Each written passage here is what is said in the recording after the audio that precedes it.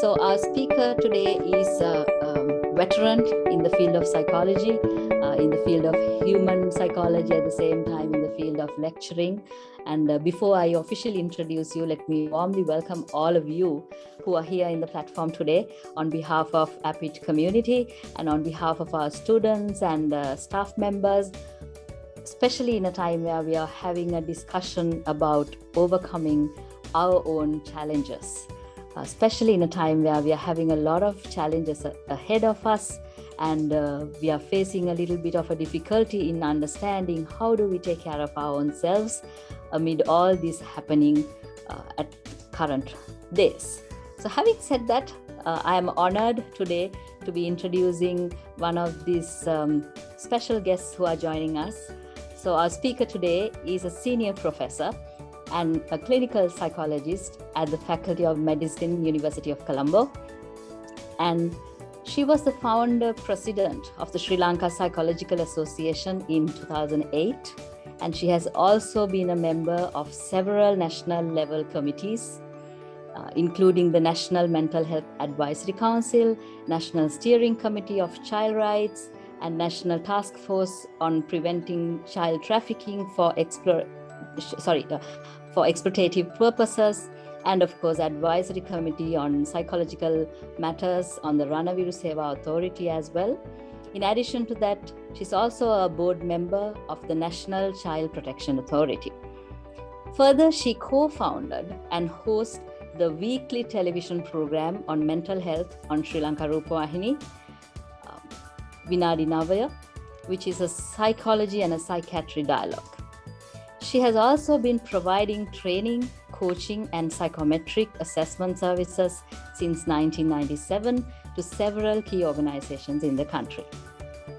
And in addition to that, as a veteran academic, she has also published extensively on psychological processes in the form of research papers in national as well as international scientific journals, magazines, articles, book chapters, books, and have presented at national and international symposia as well as conferences as well.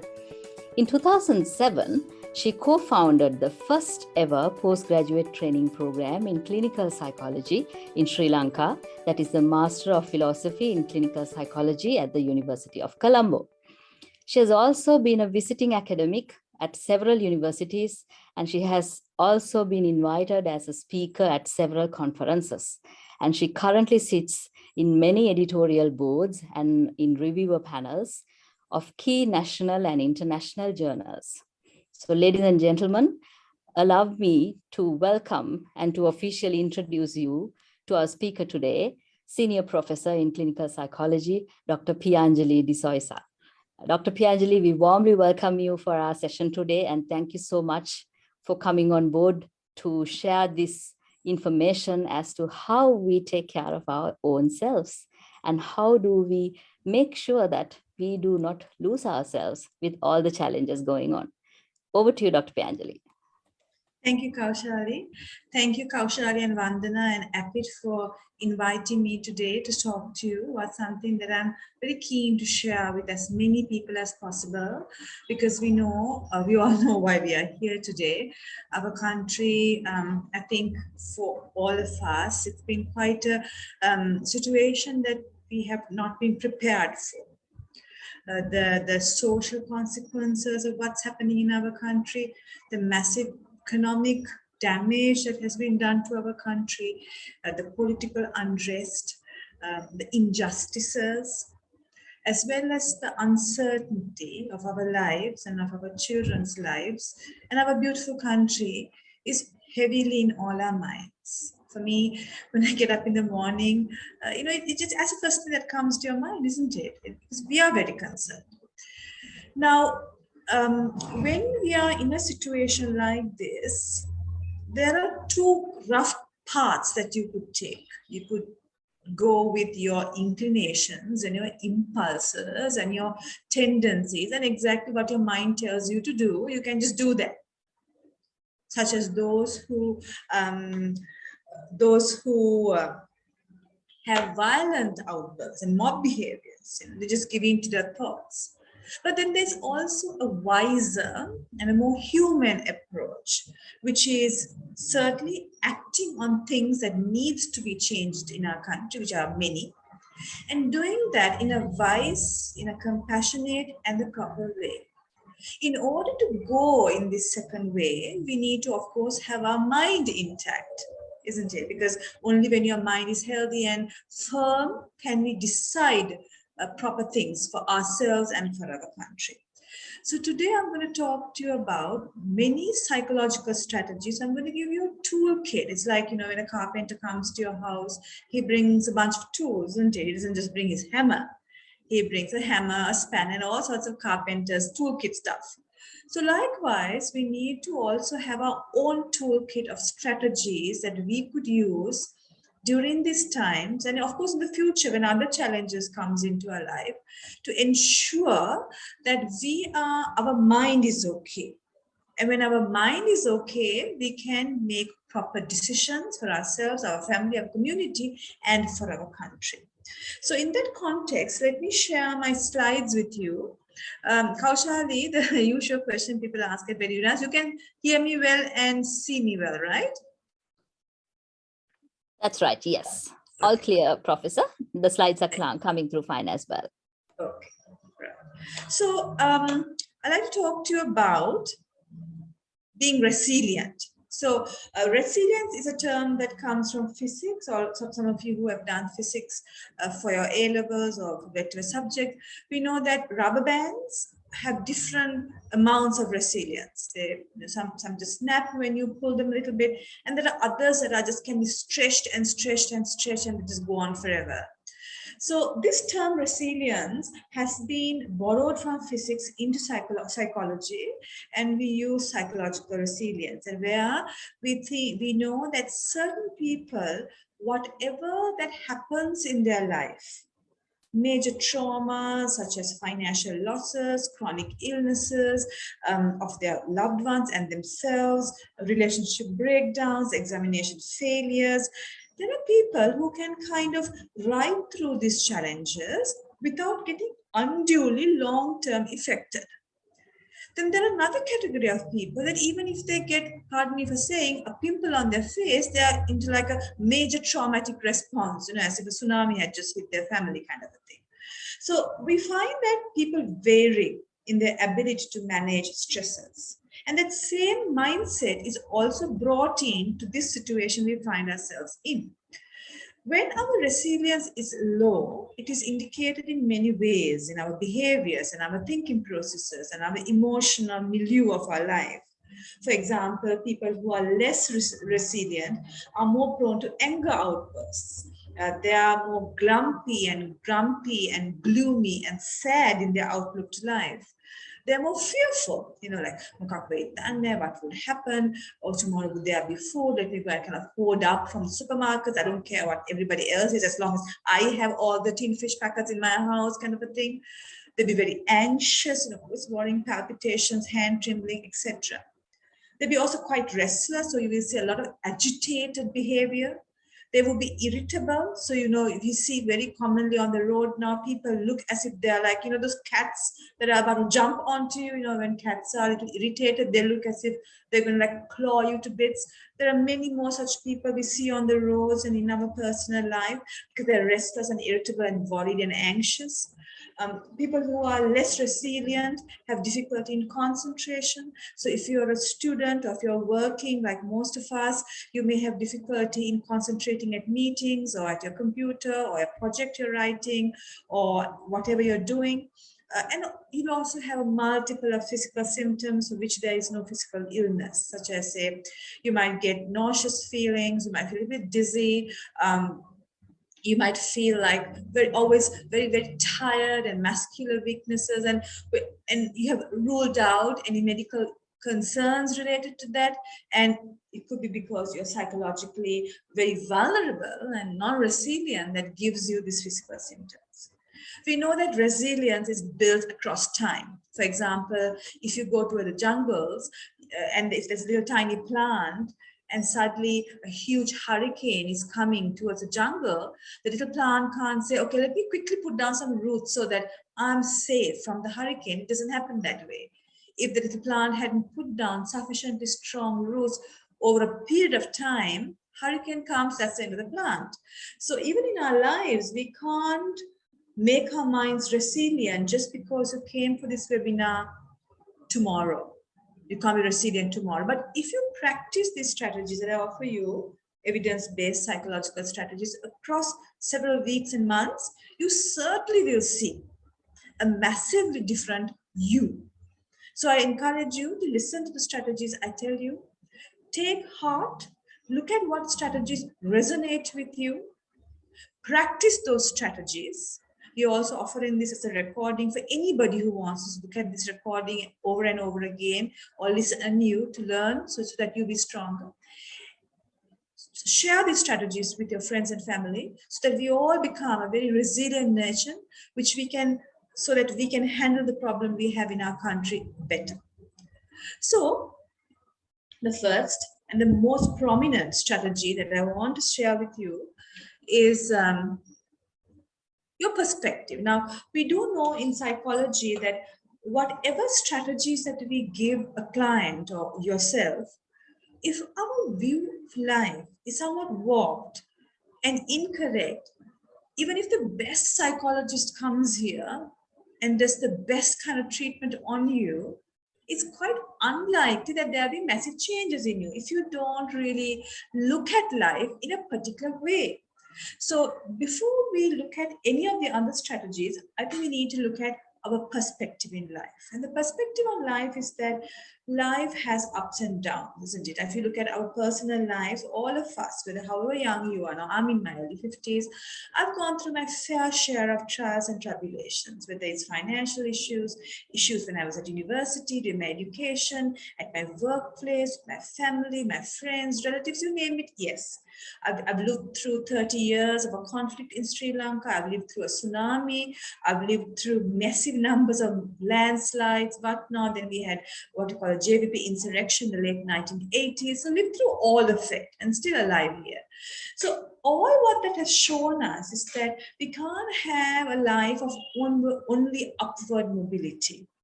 There will be always also downs. That doesn't mean that we become pessimistic, no. But the truth is that, now, for example, last year when we had the COVID, people were saying, oh, why did we have this COVID and what annoying this coronavirus is. But what we didn't realize is just 100 years ago, in 1918 or so, during the time of the World War I and the World War II and the Great Economic Depression, a similar pandemic hit the world, the Spanish flu, which resulted in the deaths of, I think, 5 million people, if I'm correct. And now COVID is a thing of the past. It's finished, though there are variants coming and this new variant that has just come out, but we are more resilient because we got our boosters, etc. So likewise, this challenging situation in our country will also pass. And if we don't keep that in our mind, every time a new ha-ho happens about whether it's a fuel or a gas or a political upheaval or an eruption of another new corruption of the many that's been exposed, your mind will drop. Now, I want to tell you this story about what I'm trying to tell you, this concept I'm trying to tell you so that you'll understand it better. There was a king in ancient India who was rather arrogant and totally disliked by his people and his ministers.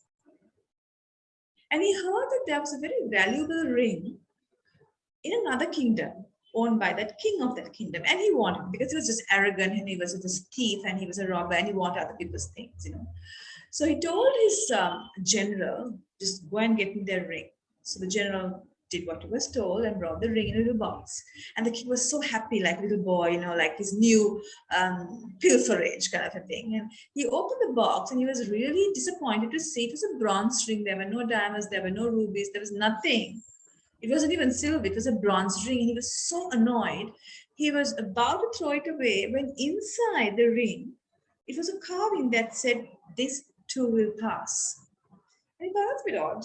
Of course, he wasn't a very intelligent king, so he didn't quite understand what this meant, but he thought there must be something to it. So he just absent-mindedly put this ring in his fingers, and life went on. And his people were very, very disappointed by him. He was a terrible king. And finally, his people put him into jail and welcomed another king as their king. So now this previous king was sitting in the jail, devoid of his kingly attire and his throne and crown, but he had a ring because he was bronze. Nobody took it off him, and he was just playing with it absent-mindedly. And then he took it off, and he saw that little saying that said, "This too will pass." And he thought, now, so something kind of dawned on him. He thought, well, I was a king for so many years, and that passed, and now I'm in jail. Maybe this too will pass. After a few years, his ministers was getting increasingly agitated with the new king. And they thought, well, the old man was better. So they went back to the old king and said, well, we don't want you back, but we'll release you so that you can go into some village and do some farming and live there as a free man. And he said, fine, that's fine. So this previous king started doing farming work, which he was not suited for because he was a king, you see. But he thought that's better than being in jail. And every so often, while he was farming, he used to take off this ring and read it to himself and said, "This too will pass." And that gave him some solace. Now he kind of got the message. Years went by, and the new king of the kingdom was really getting on everybody's nerves. That the ministers came back to the previous king and said, "Oh, king, we thought you were bad, but that chap is worse. So can you please come back as our king?" And he said, "Fine." And this time, at the new coronation, the previous king's coronation, he didn't want his diamonds and silver and emeralds and whatever kings wear. He just wanted his bronze ring. And at the occasion of his coronation, he looked at the ring and he said, "This too will pass." So the message here is everything passes. It may take some time, for it to pass, months, weeks, sometimes years, but it passes. And we need to remind ourselves, if your mind plummets into a depression. That is the first strategy of protecting your mind. Now, the second strategy of protecting your mind is what we call in psychology internal locus of control, which is doing something about the life situation you find yourself in. Because you can't just say, this too will pass and let me sit tight at my home and petting my cat and having my cup of tea and things will solve. It doesn't, isn't it? We know that even if we get enrolled in a degree program or we get into a relationship or we get a new job, we can't just sit pretty and wait things to solve itself for us. We have willpower and we can do things and we should do things. That's what makes life so interesting. So within the perspective that life has ups and downs, the second strategy is exerting your will to bring about change. And in psychology, we call it internal locus of control. Now, when we act on bringing about change in our lives, we need to know what we can change. Like some of us get involved in activities for which we may not have the capacity, the funds, the time, the physical stamina, whatever. Others may have more of it. Now, I know colleagues of mine, friends of mine, relatives of mine who are very involved in making our country a just and a fair place for all of us. They're doing a lot of work, and that's beautiful. I may not have that capacity for whatever reason. So I do my little bit, but I still do it anyway. Whether it's going for a protest or whether it's writing a petition or writing a kind article to newspaper or social media asking for change. You do what you can, but stretching beyond that and stressing yourself out has to be thought about wisely. For example, one of my friends who's looking after her elderly parents. Parents are both in their late 80s, severely sick, and she's the only breadwinner, having her own business. And life is tough, financially to her too. And she was telling me, Piyanjali, I would love to be a part of the protest. I would love to do something to change things for our country. Maybe write an article in the newspaper, having dialogues with relevant people so that change will come to the country. But I just don't have the time. I don't have the mental stamina. I'm so worried about when my next rupees will come to buy our meals. So I said, do what you can. And if what you can is looking after elderly parents, wise other people do for our country, that's okay. So look at your limit and work at that threshold. Now, when you do work on changing situations, whether it's this socio-economic political challenge we have in our country, or maybe something much more closer to you, like a financial problem you're having, or a relationship problem you're having, or some other issue you're having, ensure that you act on the basis of human qualities. Now, we know during the last few weeks, we saw how many people were hoarding petrol and selling them at the black market. I mean, I remember last time I was in a queue for 60 hours last weekend. And once when I got to the shed, the guy who was pumping fuel into my car got a telephone call, and he was saying things like, oh, now I can't give you a petrol because it's a small Bowser load that came, but in the evening I'll put some into my cans, and you can pick it up. Just blatantly.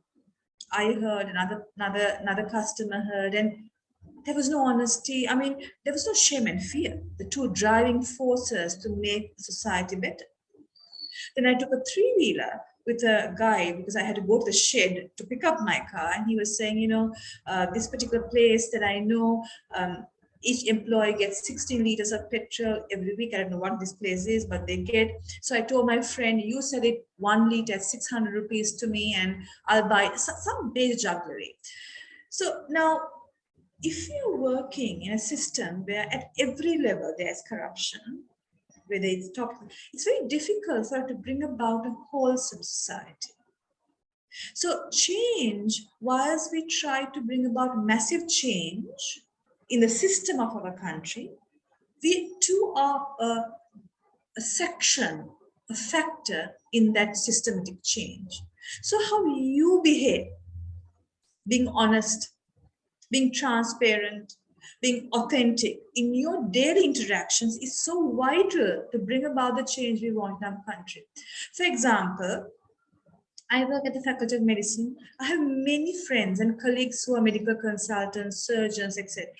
They have a letter that they can go and get petrol or diesel, overcoming the queue because they're essential services. But I know so many of them who never use it because they don't want to, because they know that everybody else is in their queue. So they are honest, they're transparent, they're authentic. They are the drivers of the change that we want in our community. So if you find yourself as a young adult student or a senior adult like me, who are prone to do certain practices which will be looked down upon by others, whilst you're pointing fingers at others who are blatantly doing it, you are part of the problem. So therefore, the second strategy of being resilient, not only for yourself, but also making our country a resilient country, is ensure that your dealings is that you don't buy, for example, from the black market. You don't have like 100 gas tanks. I shouldn't have said 100 gas tanks. I'm exaggerating. Stacked away in your house, or 400 kilograms of rice stacked away in your house when nobody else has. But this every little dealing that you have, it doesn't have to be in the socioeconomic thing, but even about the parking attendant who gives that yellow color slip when you park in a public place, who kind of doesn't give the slip back, but takes up 100 rupees. What I do is I say, can I have the slip back? And this is 100 rupees, but I'll give you another 100 to have your cup of tea. So he gets something back. I stay within the system. So ensuring that all of us is a positive change agent will immediately flip our country. In fact, we know in the concept of law of attraction, where when there's enough number of people who work with authenticity, transparency, honesty in a community, there's an immediate paradigm shift in that society, which makes it a whole society where corruption, injustice that was there in the system totally gets unearthed. So I invite you to consider this point. The third strategy of psychological well-being and resilience is trying to find a meaning in the difficult situation you find yourself in. Now you might say, well, it's very easy for you to say, what kind of meaning is there for me or my parents? Like, for example, when we had a 13-hour power cut, so many of our students who live in hostel, in boarding houses, And I'm sure all of you too, studying without electricity or data connections are low. So much of money spent on hotspot because you need to log into your laptop. Then your parents are in numerous amount of queues. Their weekends is queue. And it's tough. And then you say, well, how can I find a meaning to it? You can. So let me share with you a story about this gentleman on this photograph. His name is Viktor Frankl. I'm sure none of you have heard of him. People who study psychology have, like Kaushali. So Viktor Frankl was an Austrian Jewish man. He studied to be a neurologist and a psychiatrist. And in the early part of the last century, during the time of Adolf Hitler's World War II, he was a young doctor married to his sweetheart. They lived in a little apartment in Vienna, and his parents lived nearby. He was a family man and loved his wife deeply and had a lot of dreams for his future. One day, when he was coming from his hospital back home, a bunch of Nazi soldiers of the Adolf Hitler's regime caught hold of him because they knew he was a Jewish man. And we know that Adolf Hitler didn't like Jewish people. He just thought, I'll just kill them all because I don't like them, kind of a thing. So put him into the van and took him to what we refer to as a concentration camp. They took him to this concentration. This is a real picture of Auschwitz in Austria. It was supposed to be the worst torture chamber concentration camp in Hitler's administration, where people were tortured and killed and gassed. You know that 6 million Jewish people were killed by Adolf Hitler simply because he didn't like Jewish people. Now, inside a torture chamber, that's what it looked like. This is not photographs of Dr. Viktor Frankl, but this is what a torture chamber looked like. So Jewish people were put in there to die, and if you didn't die quickly enough, they took you to torture chambers and took out your fingernails and cut off your ears and did various kinds of things until you got killed. And if you didn't get killed there, they put you into a gas chamber and just killed you off. For 4 years, I think it went on like this. So Viktor Frankl was in one of these chambers, and he was adamant to leave because he loved his wife, he loved his parents. He wanted to see them one day.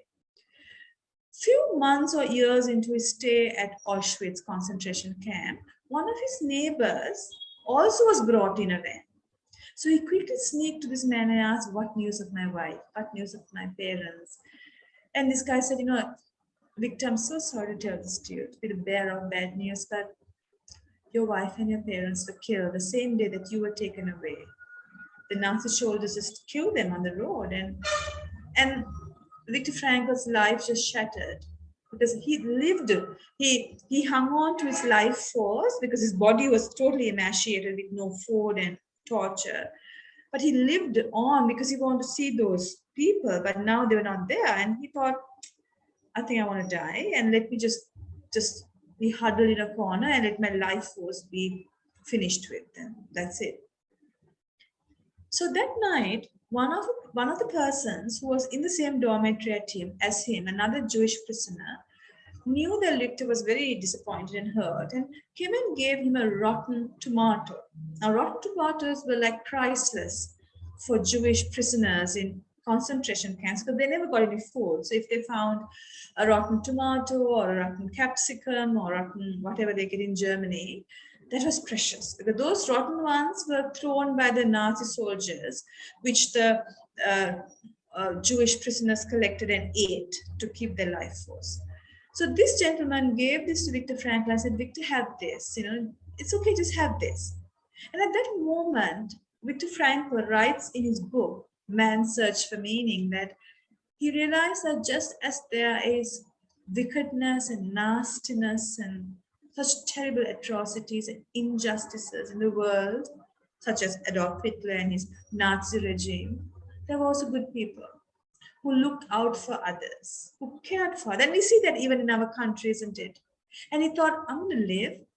I'm going to get out of this Auschwitz concentration camp, and I'm going to write a book about it, document what happened. And in fact, he did.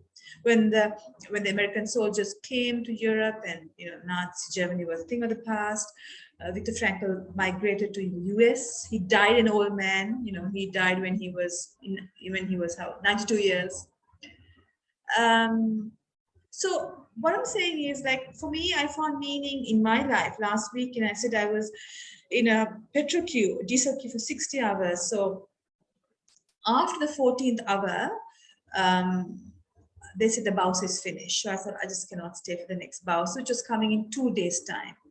While I was in my car, I was texting some WhatsApp group of my batchmates from university and about this ordeal. And one of my batchmates called me and said, Piyanjali, my son and his friends are also in the queue. Just give your car to them and you just go home. Come back when your car is near the shed. So I gave my key to this young man who is old enough to be age of a few students, they're in the early 20s, who had their 2 cars, but they also took my car keys and they stayed with my car for a further 42 hours, moving it inch by inch in the queue. And they called me 1.5 hours before it was time for me to get full near the shed. So I could come over and take my car. And that is meaning, right? There is good and bad. So finding your own meaning, even the littlest things out there, can make you ride through the difficult time. If you only focus on the ugly, the bad, and the dark, it's going to make your mind go down. So see the positive things and keep that as an inspiration, just as Viktor Frankl did, so that you can tide through this huge tidal wave that is suffocating our country. The fourth strategy is my most favorite, and it is the most powerful.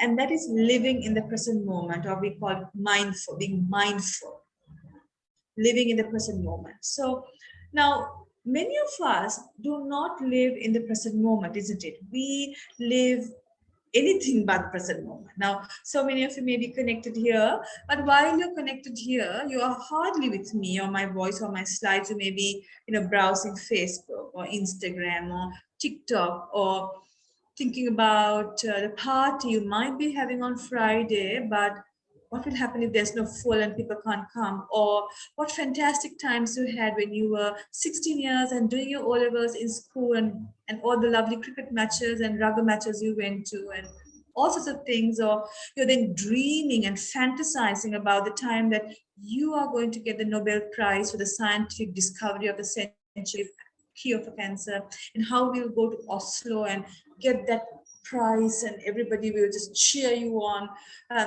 Extremely unlikely, but still a possible dream. We do live not in the present moment, but we live in the past, in the future, and in a fantasy. And those are 3 unhealthy places to live in. Because when we live in a past that is finished, it will never be changed. It can never be changed because it's finished. A future that we're not sure. For example, did we know that yesterday that they will say there will be no fuel till 10th July? We don't know what announcement will be made tomorrow or today evening. So we really don't know what the future is, but we live in the future. We project into the future. We are so enmeshed in the future. Then fantasies, dreaming of things that is a very, very unlikely reality for you. And we live there thinking it brings us joy. Initially, in the first few seconds, there may be some kick that we get. But after that, the mind drops. Why? Because the mind knows that this is not the truth. You're living a lie. On the other hand, the most useful place to live is in the present. What is happening now? My truth here is looking at my laptop, my new ring light that I bought, I'm using for the first time and hoping it will have a good effect on my lighting here. My back problem I have because I'm trying to sit straight, and very excited about talking to you. So that's my reality. Whilst talking to you, if I'm thinking parallelly about the cup of tea I'm going to have at 5 o'clock, or the chat I might have with Vandana about how this program went, I would not be my best self here. So therefore, what is present moment awareness? It's called mindfulness by certain people. It is a way of living where you keep your mind with the activity you're doing. Now, let me give you an analogy. We all have bookshelves in our houses, and we keep our books on the bookshelf. Because if you don't, the books obviously fall. Similarly, the the activities we do in a day is like the book racks. The mind is like the books. So keep the book of your mind on the rack of the activity you're doing. Keep it together, like two sides of the coin. So, for example, when you get up in the morning, when you keep your foot on the floor, know that your mind is there, and your mind tells you now, sir, reach out for your mobile, take it, put on the data, check your WhatsApp, go on YouTube, go on Facebook, whatnot. Do all of that, not absent-mindedly, not in autopilot mode, but with knowledge you're doing that. You're actually pressing the icon for Facebook. You're actually pressing the icon for WhatsApp. Actually pressing the icon for TikTok, whatever you do. So with knowledge, not with in a hazed way. Then whilst you're walking to the washroom, usually what would you be thinking? What has my mother cooked for breakfast? I hope it's not that Indiappa that we had yesterday. Every day it's Indiappa day in our house. At least I hope it's some kind of bread and eggs today. Or if you are in office, you would say, oh my goodness, I have another, like another meeting at 8 o'clock in the morning. I wonder what my boss is going to say. How tedious is he? He doesn't even die of a heart attack. What a horrible man. All the while going to the washroom. So what is happening? Your mind is split from the activity you're doing, which is walk into the washroom. A person who is mindful and who is living in the present moment is somebody whose mind also goes out, but they bring their mind back to the walk into the washroom process. It's like, for example, in ancient societies, where even in our country, in the rural areas, the farmers use bulls to, for their paddy work. So bulls are very powerful animals, but not particularly intelligent, isn't it? So they have been tamed to be made use of. So a farmer might get a bull off the forests, untamed bull, tied to a tree, and the bull is of course really going crazy because he's not used to be tied, right? So every time the bull looks at a particular direction, he runs, but the rope prevents him from running away. So he might be running 7,222 times. And every time he can't run further than the rope.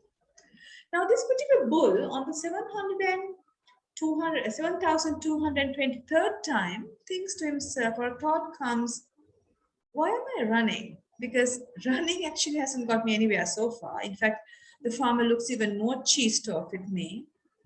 And the rope is cutting my neck. And it's all the running process is not that fun. But he still runs again because that's the nature of a bull. So 7,224th time, the thought occurs to him, what if I kind of slow down and not just run, I just kind of walk or just trot along. And he trots a few times. And 7,227th time, he thinks, well, this trotting also doesn't make much sense. It's the same scenario, the same scenery that I see. Nothing new. I'm only getting exhausted. What if instead, like that dog who is untied in the ground, in the vicinity of me, who seems very pleasant and very relaxed, and farmer seems to like him, and his wife also seems to like him, why don't I also rest at the foot of my tree? And on the 7,228th time, even though the bull's mind says, because of past conditioning, just run along wherever you see, he makes a decision. I'm not going to run because running will only get me to the same place. So I'm going to be quiet here at the foot of the tree. And he does that. And when he's quiet, he realizes that it's easy on his body, easy on his neck because the rope doesn't cut it. His mind also feels rested. The farmer seems very pleased with him and gave him extra bunch of things to eat. He also sees that there are beautiful butterflies and beautiful green leaves and many things he hadn't seen before. And he rests. Now this bull is our mind. And usually when your mind is untamed, it runs all over. And we think it's a good thing. We think, running all over, multitasking is a fantastic thing. There are certain organizations at recruitment, they said, can you multitask? Actually, human mind cannot multitask. Neurosciences have indicated that the human brain can only do one thing at a time. It can't do two things. So if you're watching TV and talking to somebody on the phone, you're actually doing 50% watching TV, 50% talking to that person. That's why invariably, when we do two things, we do have many errors. So present moment awareness, on the other hand, is a practice where you keep the mind on the activity you're doing. And then whenever the mind wanders away, you know it has gone away, and then you bring it back to the activity. Simple. So if you're helping a mother cut carrots for the evening dinner, you're cutting carrots, you keep your mind there, and then the mind wanders away to, I wonder how my boyfriend is doing. Should I text my girlfriend? Usually you will not thinking about your boyfriend, girlfriend and cutting the carrots, and you might cut your finger off as well. But now, because you've heard this talk, your mind does wander, but then you bring it back to cutting the carrots. That's the practice of present moment awareness. So as you keep on keeping your mind with the activity you're doing without elaborate processings, your mind will become very strong.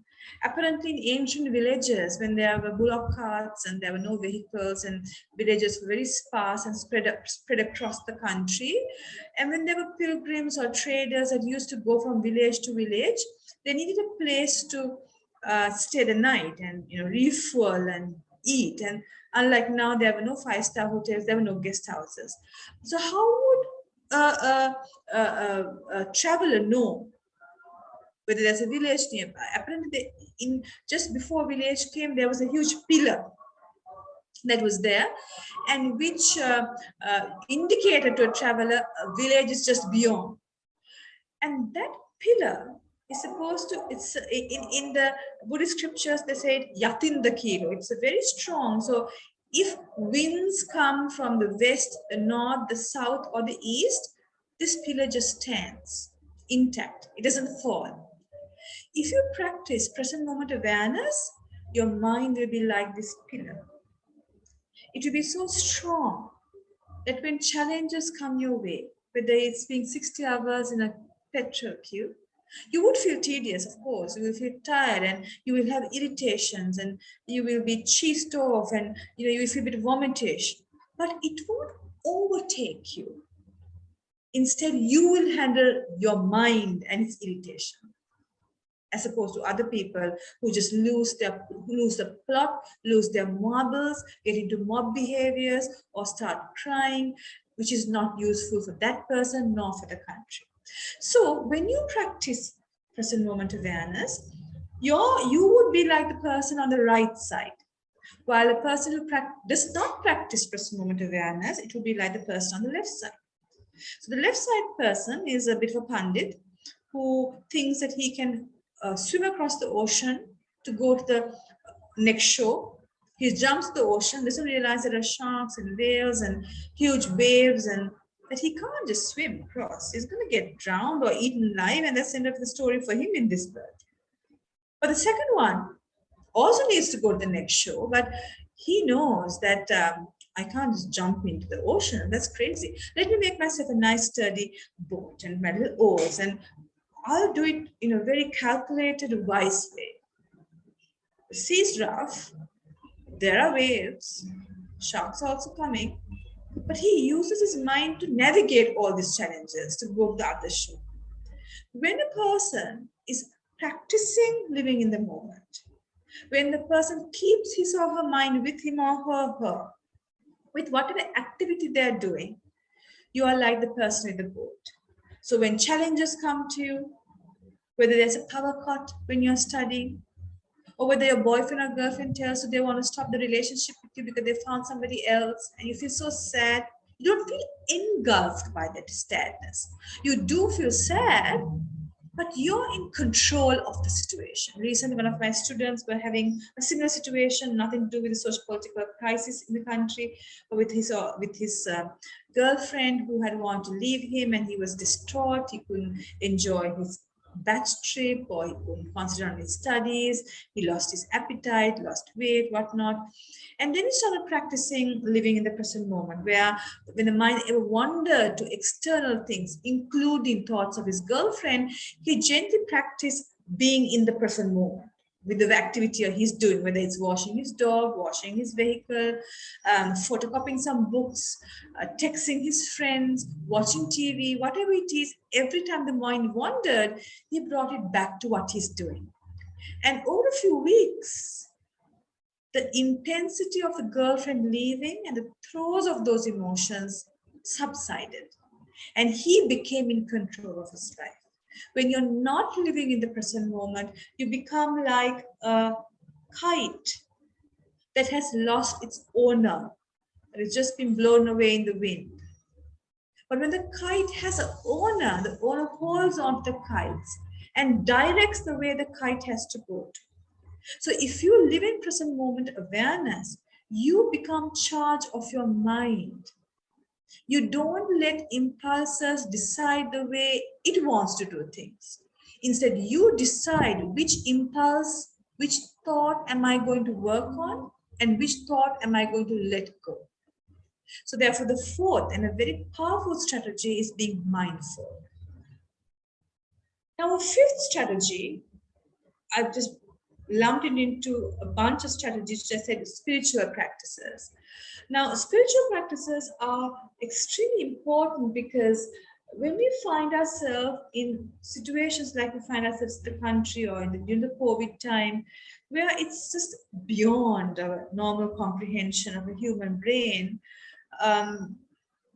we need to make sense, right, of things. And sometimes our human mind or the explanations that our friends, well-intending friends, gives us may not be sufficient for you to make understand of what's happening as well as to calm you down. Whilst spiritual practices, because it's very in another dimension, can calm us. I remember this teacher was telling me, she was a school teacher, taught children of 8 years of age during the COVID times. She had had some difficulty with her partner. And when school opened for a few months, she went back to school and she met this one little girl in her class who knew her from the last year, who came to her and told her, it seems, teacher, you look so sad, are you okay? And this teacher was really taken aback that this little 8-year-old was very empathic to understand that she was feeling sad because she was feeling sad. So the teacher said, "Nahi, Baba, I'm okay." She said, "No, but anyway, teacher, if you're feeling sad, you can do what we do at home, which is, we have a Buddha statue, and my mother and I, in the morning, we take a little lamp, we put some oil, we put a wick, and we light it. And we tell ourselves, may it be a good day to me. May it be a good night for me." And it makes you feel happy, teacher. Maybe you can do that too. So then this teacher, for the life of her, haven't done this practice, though she was Buddhist. So she went back home, and just because she thought that little girl would ask her, "Did you do it?" Just for that reason, she took out a Buddha statue, took out an oil lamp and some oil and wicks, and did it for a couple of days. So this teacher told me, "Piyanjali, I actually started feeling good. Just the process of putting the light, putting the oil into the lamp, lighting the wick, and lighting it, and just telling myself, may I have a good day." Really uplifted it, and I started looking forward to it. So what I'm saying this to is, you don't have to do like memorize the entire Majjhima Nikaya or the Bible or the short version of the Bhagavad Gita. If you want, you can certainly do that. But it can be little things like a few few prayers with your rosary, bit of study of the Quran, little bit of a reading of the Ramayana, whatever religion that you belong to. Practicing it can solidify you. One of the key characteristics of a person who is spiritual in nature is being grateful. We know so many people who are ungrateful to us. As you get older, you realize that the people who we've helped, whom you have been there for, whom you have helped in their difficult times, who are not there for you. Look at us. Are we grateful for the things that our country has given? I know so many people. I mean, everybody's of course free will to leave the country. The country's dire need, but we have had a free education system. We've had a free health system. I mean, I benefited from 13 years of free education, free health system. Those who go into state universities, the entire education is funded free by taxpayers' money. And the exodus from our country of educated people in times when the country needs them to stay, to bring about a new outlook to life is amazing. So just look after yourselves. Who cares about Sri Lanka? Bye-bye. And that's the attitude. So gratitude is a fantastic quality which brings us a lot of stability. Now, being grateful not only for other people, but also for what you have in your life is a fantastic soothing balm to your mind. It doesn't have to be good things. It doesn't have to be, the fact that you became first in the class, or you got a promotion, or you just won 500,000 rupees in a lottery. Because those things don't happen every day, right? It doesn't, actually, I don't think it's happened to me ever in my life. Of course, I got a promotion, but other things haven't. So, but it is a little thing. So like, for example, I don't know whether Utpala is there. She's a very good friend of mine from school. And I asked her, do you think you can come for this webinar? Because we had discussed certain points that I could talk for today. And she said, yeah, Piyanjali, I'll log in. And I'm grateful to have a friend like that who was from my school times. Vandana, who is from Apit, is a friend from school times. We knew each other since we were little kids at Visarna. And I'm grateful for those friendships that we still had. So reflecting on those, it could be your mother who makes you that cup of tea in the morning and gives it to you, though she's also old, but she does it for you anyway. Or your maid who takes care in ironing your clothes, and she doesn't have to. Like, I have a maid who even irons my t-shirts that I wear at home. I said, you don't have to do that, but she wants to do it for me. I'm so grateful for her. So learning to be grateful soothes your mind. Many of us are all grumpy, gloomy, complaining. That brings a lot of darkness to your life. How do you learn to be grateful? At least thrice a week, when you rest on the bed before you go to sleep, reflect on the past few days and think about things that you're grateful for. It could be that friend who spoke to you when you spoke for about 5 hours about your newest crush, your friend who just listened to you painstakingly. It could be your pet that just, when you come home for your pet, you're like, God Hercules or Venus or Isis just walking to the house. And just cuddling that pet gives you so much joy. You're so grateful for that pet. It could be the beautiful green grass that is in your house, that when you look at it, uplifts your mood. So reflect on the things that uplift you consciously. And why do I say consciously? Many people don't do that. If you don't make this a conscious habit, you will never be able to bring about gratitude in your life. A step further is to also reflect, what part did I play for these blessings to come to my life? For example, I have a pet cat.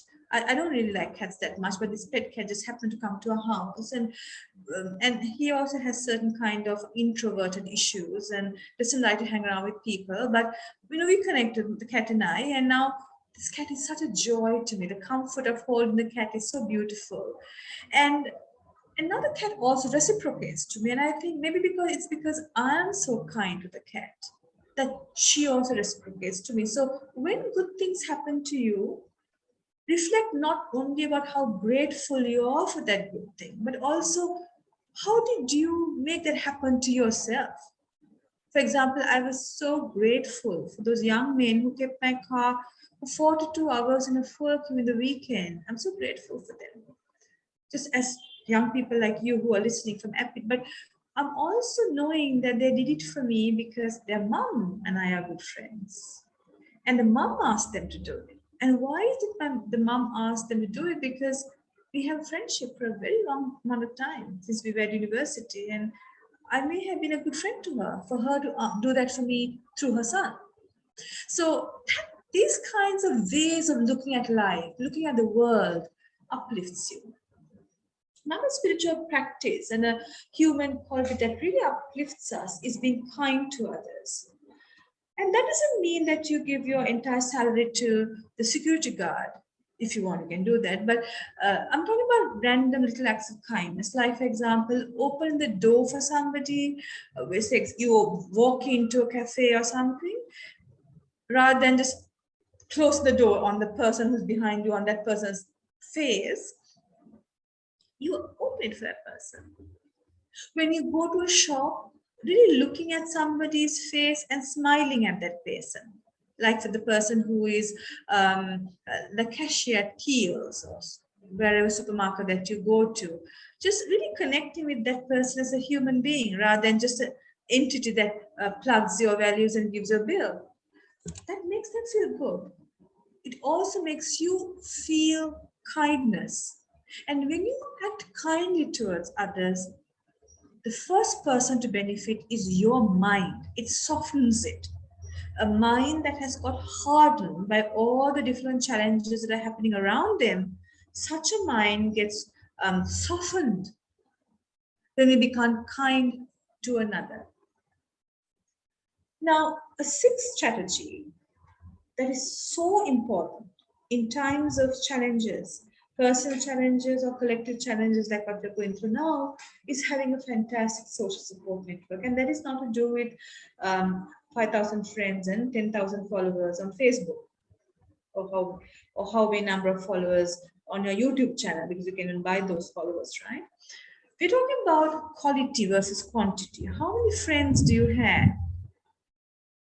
Now, friends are so important because when you're in a time of difficulty, they provide advice, resources, and even if they can't advise, can't give you money or whatever, they can care for you.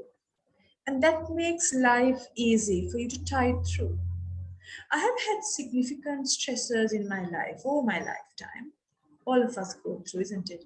And in each of those times, the amount of people, the quality of care that my close friends gave me made me overcome that challenge and become a better, nicer version of myself. So, social support.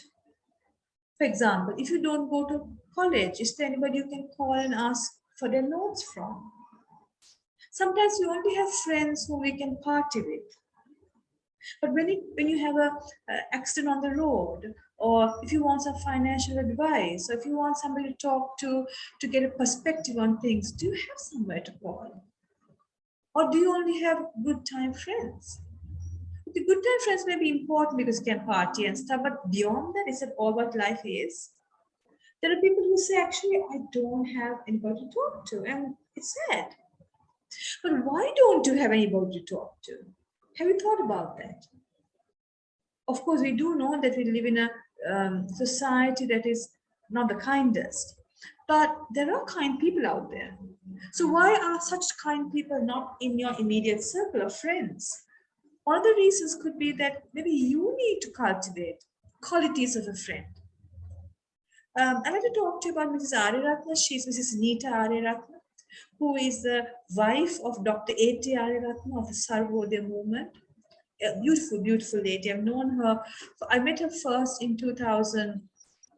Oh no, actually, I met her in 1999. I was just starting off as a psychologist. And after that, I never met her. Then about 5 years ago, her daughter, Dr. Charika Marasinghe, invited me as a chief guest to one of her Sarvodaya homes, and I went there. I got off the vehicle, and this elderly, very distinguished lady came to me and said, "Dua hari satuti mata wadakin." So I couldn't recognize her, and I just smiled and I said, "Can't you remember me? I'm Auntie Nita Ariyaratne." Then I thought, this lady, I haven't met her for 20 years, and she's so famous. Her husband started the largest local non-governmental organization in our country. She has met so many dignitaries all over the world, but she remembered who I was. She was humble enough to come and talk to me, hold my hand, call me daughter. Then I realized no wonder that organization is thriving and doing so well. It's because of her qualities.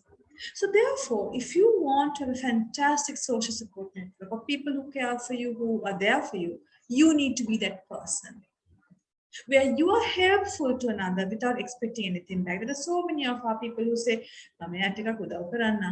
I will give her a compliment because when I want something, I can call on her. People sense that attitude in you. When we have today, for example, somebody just called me and trying to be very nice to me and butter me up. I knew why they're doing that because they want to favor off me. We can sense it, right? So if you want to cultivate great social support system, which will be with you in times of your need, you need to be a genuine friend who is helpful, who is humble, and who is patient, and who has time to give to your friend. There are so many, like I had a friend of mine who said, this person friend of mine was exceptionally successful in his career, where, for example, he buys a car for the summer, and it's not a regular Japanese car. Once he said, well, I went shopping for cars, and I thought, should it be a Porsche, a Ferrari, or a Lamborghini, that kind of wealth. Anyway, so he told me one day that he was a vice president of an IT company in the USA. And one day he realized that his regular secretary was not the secretary in the office. So he asked the new so-called secretary, where's my old secretary? I said, oh, actually, the secretary's mother passed away and she took some leave and she'll be coming only next week. And my friend has said, really? How come she never told me? I mean, she's my secretary for the last 4 or 5 years. And this temporary secretary had said, actually, she thought you wouldn't care because you're so involved in your work. And that day, my friend said, it hit him. What is this life I'm living? A life just for work, all about myself, all about making more money for me, where I have not connected even with my secretary, who I've known for 4 years, where she didn't even think she could tell me her mother passed away. But when I told HR to have a temp and went off. So that's what changed you. So therefore, have friends. Be the friend whom you would want to have for yourself. And when you have friends, you can reach out to them. When you're feeling down, when you're feeling upset, when life is overtaking you, when you're concerned about what's going to happen in Sri Lanka, look at your phone contact book. Reach out to them and reach out to others who may be. I remember during the COVID time, I used to make an effort to reach out to my aunts and uncles who I knew as aunts and uncles when I was a little girl, who are now in their 70s and 80s, who are lonely. Most of their children have gone overseas, they're alone. So once a week, I used to do a call to one of these aunties and just check with them. And they loved it. And I just let them talk. So just as you want to reach out for you, make an effort to reach out to others whom you think may be going through a particularly challenging time. And by doing that, form your friendships, which would be a fantastic way for you to improve your social support network, which would then go on to build your psychological resilience. Another more practical and more technical way of improving your mental health and psychological well-being is what we call box breathing. So if you're feeling particularly anxious and irritable and you feel that you're kind of losing the plot, which means you're getting very stressed over something, we know that when we feel stressed, our body starts reacting in a peculiar way, because when our mind feels we are threatened by external circumstances, whether it's be a fear of a food shortage, what would happen when if there's no fuel coming in the country, or what could happen to the future of my degree, or when all these fears come to you, to the mind, the body, the physiology kicks in, adrenaline and various kinds of chemicals kind of comes in and pumps in and prepares your body for a potential threat. That is why we feel our heart beating. our palms start sweating and we feel like there's butterflies in our stomach and all sorts of physiological symptoms starts happening, which makes life even more worse for you. In such an instance, something that you can really practically do is what we say box breathing. So you breathe 4, 4, 4. So 4 in breaths, retain the in breaths for 4 counts, exhale for 4 counts, retain the exhaled status quo for 4 counts. So these 4 counts should not be rushed.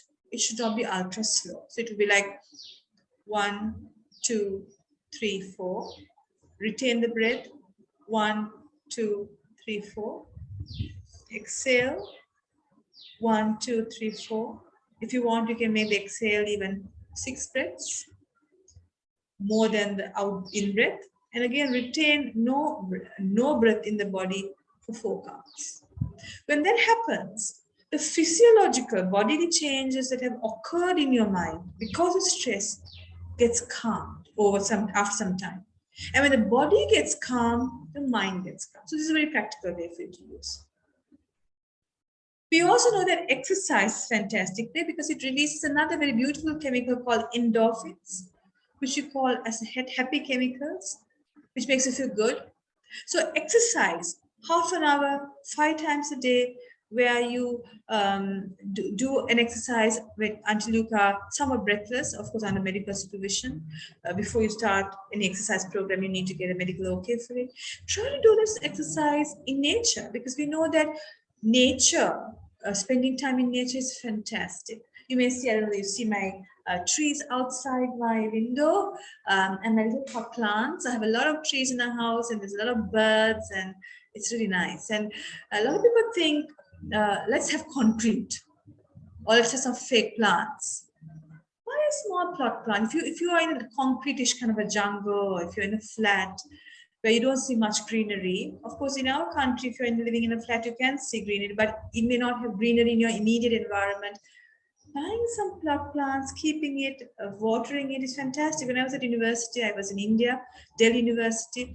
I lived in a very concrete, junglish kind of a place. But even then, as a young person of 18, 19 years, I remember I used to have a plant on my desk and I used to faithfully water it and look after it as if, that's my little girl, my little sister kind of a thing. And that gave me a lot of joy because seeing green is very powerful for the mind. It calms the mind. So exercise, try to do exercise in nature. If you can't, have some pot plants at home. It will uplift your mind. Finally, if you feel that all these strategies is not sufficient for you to keep your mind okay, reach out. Because so many people don't reach out for whatever reason. They feel ashamed, they feel shy, all sorts of random reasons. Fortunately, we see that's changing. When I started working initially 25 years ago as a clinical psychologist, people didn't even want to talk to me very publicly. They thought that others will see them talking to me and others might think that they're telling me their problem and that they are mentally ill. Various kinds of very odd reasons. But that's not the case now. People reach out.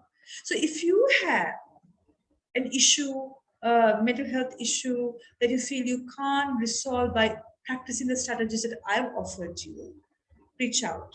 We put some slides for you. So National Institute of Mental Health, NIMH, has a 24-hour hotline manned by qualified personnel. You can call them on 1926 hotline for free service. Kaushali and Vandana tells me APIT has a student and staff wellbeing services number that you know. Then there are many non-governmental organizations offering free services of the goodness of their heart. We know Sumitrio for general mental health issues. I put them there slide. CCC hotline 1333. National Child Protection Authority, particularly for child-related matters like child abuse, child neglect, etc., bullying of children in schools, 1929. Shanti Margam for youth-related issues. There's a counseling service there. I put the number there for you. Women in Need is particular for gender-based violence towards women. Sexual, physical, emotional, financial violence towards women is the purview of Women in Need. I put the number for you. Reach out to any clinical psychologist and psychiatrist that you feel comfortable to as well. There's a psychiatric services in almost all major hospitals throughout the country. clinical psychologists are still not a part of the government cadre, but you can find them in the key private hospitals in the country. So therefore, today I spoke to you about protecting your mind during a time that is so challenging for all of us. Naturally, we will have a lot of uncertainty, feelings that injustice is happening to us, rightfully so. And the only way that we can really change our country, our society, is if we can have our mind very well placed on our shoulder. And for that, we need to have strategies. And I offered you a bunch of strategies, and I invite you to practice it so that you'll be strong for yourself and for the country to bring about the change it so requires. Thank you, and I look forward to listening to your questions.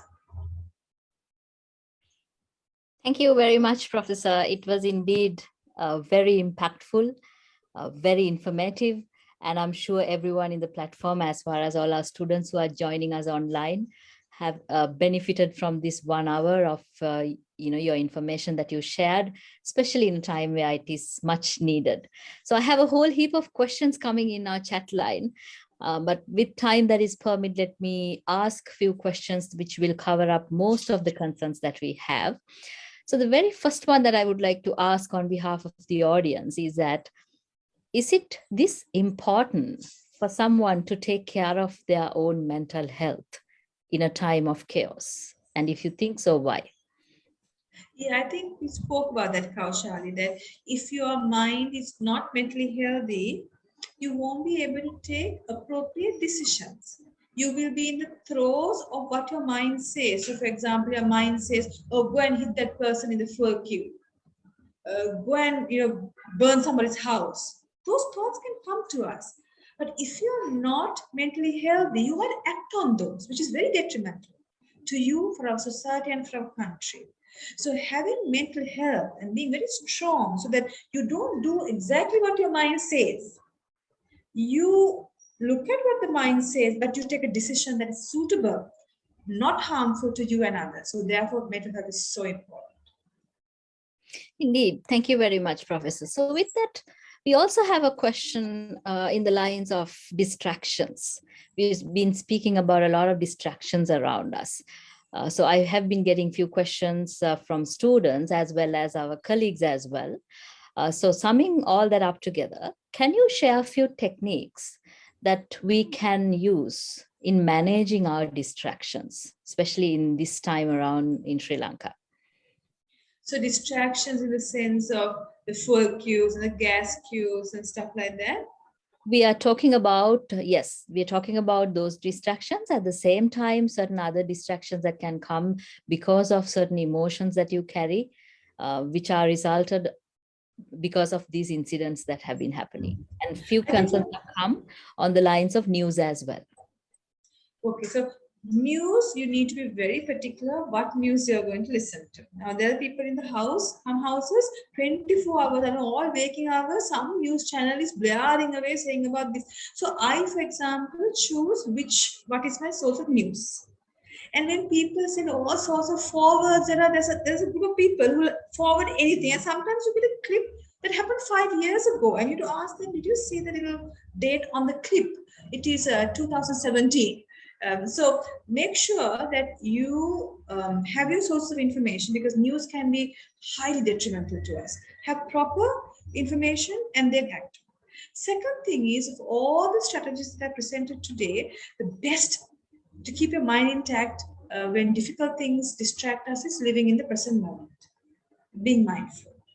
So whatever you do, be with that. So if you're shopping, if you're in the supermarket, keep your mind with the choosing of the fruits activity rather than what is that politician doing, will the gas have come. Your mind will obviously go there, but bring your mind gently back to that activity.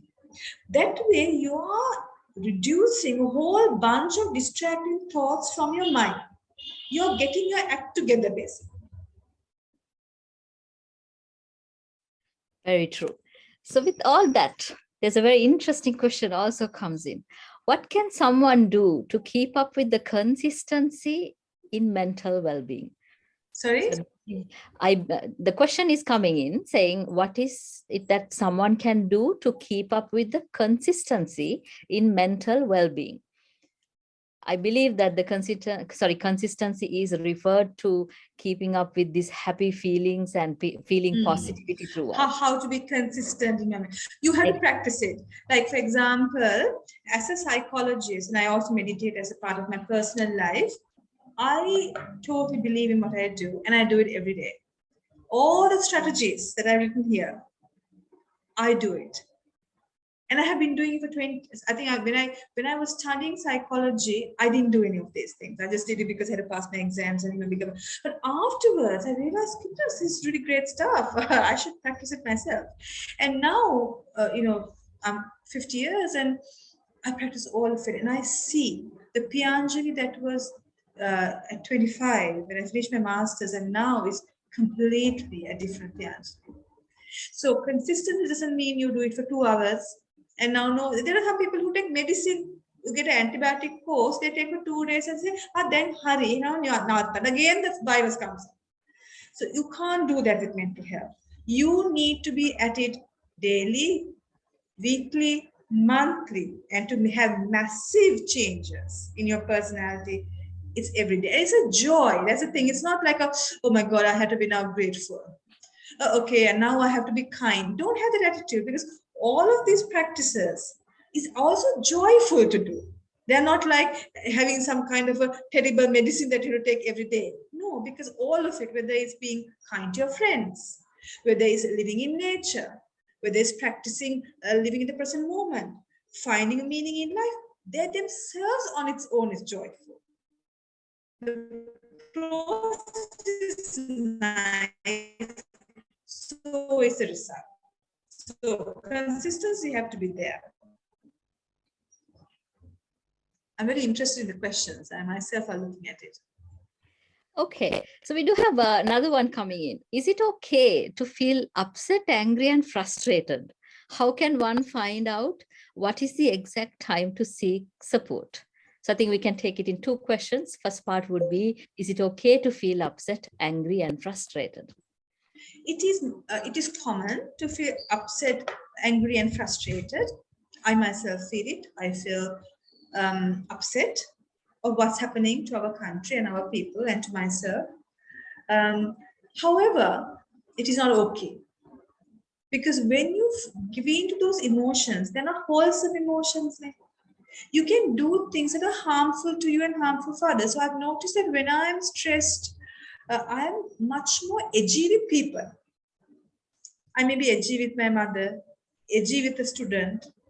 Some unkind word will come out of my mouth. Others feel my vibe. People avoid me.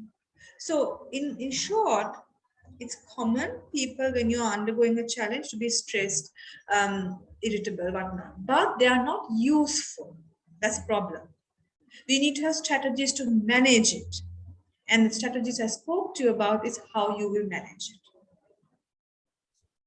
Okay, so moving to the next part of that question, Professor, how can one find what is the exact time to seek support? Exact time to seek support is when you feel that you can't do it yourself. That's why I told you these strategies when you're practicing, if you feel that this is not enough. It's like, for example, when you feel flu-y, initially we might have some payout, have a bit of a Panadol. Then we see 1 day, 2 days, this flu thing is hanging on. Then you go and meet a family doctor, isn't it? And if that's still going on, the family doctor, you yourself would say, I think it's better for you to go and see a consultant. So when you feel that you are harming yourself and others by your thoughts, words, and actions, it is time. And if you feel that the strategies that we've offered you here is still not making you be a better person, a person who is in control of your life, then please reach out. Okay, and we also have a very interesting question. Is hope a good thing? I always feel hopeless. So this is a good thing. The participant is asking us, is hope a good thing? Hope or hope? Hope. Balapurattu. Balapurattu. Yes, hope is supposed to be a positive mental health quality. Because it's with hope that we can go on, isn't it? I mean, that doesn't mean that you're like living in some fairyland. It's not as if you're thinking like tomorrow Sri Lanka will be Singapore, because it's not going to be, right? Because it's not possible. But having long-term hope, whether for our personal life, for our country, that's what propels us to change, isn't it? Because when you think, there are people like even in this particular context, we know we are in various WhatsApp group, and they're like, "Ayo, meka hariyanne, who is?" And then even your hope gets tarnished because of that person's hopelessness. So it's good to be rational. So you're not going to be, as I said, in a fairyland, but having hope that yes, things will change, but these are the impediments to change, but let's work on it. That attitude is so important for personal, professional, and collective change. Very true, Professor. And with that, I think one of the very hot topics that are going on these days also have come in the question. How do I know I am just depressed and I'm not actually having to take a tablet? Well, I'm take a very tablet. happy these questions are coming to you so that we can clear the Huh? doubt. I'm very happy that these questions are coming to you so that we can clear the doubts of public. Well, there's nothing wrong with taking a tablet. People think, and I told you, like some people think that's something. It's like how to say? It's like you've downgraded yourself. But do you know that depression is the most common? I think it is the most common mental illness, and many of us at a given time, all of us who are here, there'll be quite a percentage that will be having it. And I think the statistic is that at a given time in one's life, 25% of people would have depression. I think that's a statistic. I may be wrong there, but something like that. So you see, it's like the flu. In fact, depression is like depression to our psychologist is like the common flu to a family physician. That's such numbers. So therefore, depression or any other mental condition, whether it's anxiety or alcohol drug use or somatization disorder, whatever it is, it's there. Now, when do I know that I need to take? There are two ways of treating mental illnesses. You can take medication or you can do psychotherapy. Psychotherapy is a talking cure. So when would you know whether you should take medication or go for psychotherapy? Should be the question. I'm qualifying the question. It is when you realize that the strategies you have with you is not sufficient and you are behaving, acting, thinking, and saying things that are detrimental to you. So, for example, say you're a person who never was a, how do you say, shopaholic. You were very sane in your buying. Now suddenly you are buying this, that, all the unnecessary stuff. Or you are not a person who use substances like alcohol or tobacco, but now you are involved in that and it's getting worse.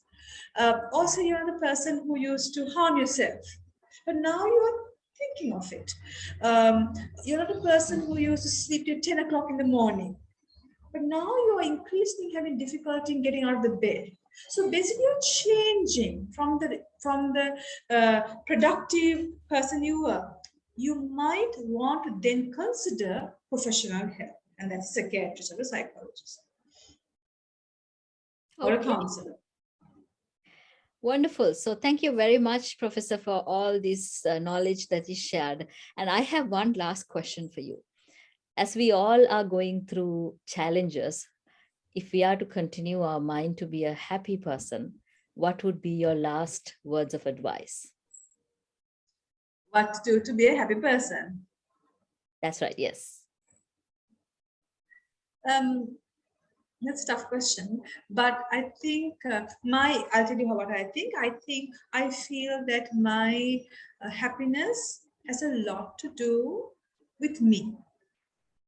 Many of us think that our happiness has a lot to do with who's with you and what you have. That gives us happiness. I mean, if you have fantastic friends, if you have a great partner, and if you're above poverty level and you have your food and all that, that helps. But beyond that, it is the way you think, it is the way you act, it is the way you speak, the amount of wholesomeness in that gives you happiness. as opposed to accumulating the 100th pair of Levi's jeans. Buying a second car even on a lease because your neighbor has just bought one. Going to a restaurant and spending 20,000 rupees because everybody goes to a restaurant, but you can't quite afford it. Those kinds of things don't give happiness. What gives happiness is the development of certain internal qualities. So that's what I would like to say. Thank you very much, Professor. It was indeed a very productive, as I always say, very supportive, and I'm sure it has supported all our friends who are in the platform, all our students, in understanding how to take care of our own mindset as we face all these challenges that are going on these days. So I would also, while thanking you, I would also like to remind all our viewers, especially in our university, we will be starting monthly workshops that are going on just to keep our happiness in the same level, or for that matter, increase it, and have all the other comfort zones that we can. So we will continue to have these thoughts and workshops. Please do join us as time permits. And with that, I would like to also get my connection passed to Vandana to officially thank all the people who have been in the platform for support. Vandana, over to you. Thank you, Kaushali. Am I audible, Kaushali? Yes, all good, Vandana. Okay, thank you. Good evening, everyone. I believe that was a timely and very important area that we covered through this session. So on behalf of APIT students, staff, and all our friends, those who have joined this session, I would like to thank Senior Professor Piyanjali de Zoysa for accepting our invitation and sharing her valuable knowledge with us. In fact, as Professor mentioned, we are classmates, and it's a privilege for me to share these ending notes. Thank you, Professor, for accepting my invitation. So I would also like to thank Ms. Kaushali Amaradivakara, Head of APIT, so Student Support and Wellbeing, for leading this session, and the APIT IT team for providing all the support to conduct this session. Once again, I would like to thank Professor, and finally, I would like to thank all the participants for spending this time with us, and we sincerely hope this session was valuable and would help you in your journey of self-improvement. So we'll meet up with another impactful session with you all. Thank you, everyone, and stay safe.